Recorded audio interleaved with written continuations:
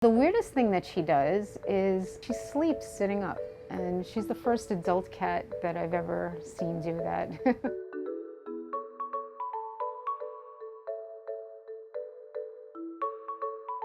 She's got pretty much run of the station. She has a little chair in the office that's just for her to sleep in. And once she's in it, everybody will stand rather than kick her out. Out of those cubbies out there, we all have one, and she's got pretty much the entire bottom. She likes the things in the rack. She likes sitting on the bags. She likes sitting on the fire hose that's in there.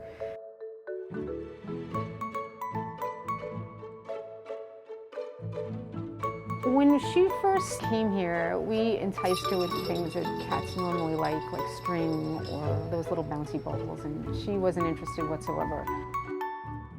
She loves toys now. She's gotten much better with that. She likes pencils. People send her toys. She's got a big fan club from around the world.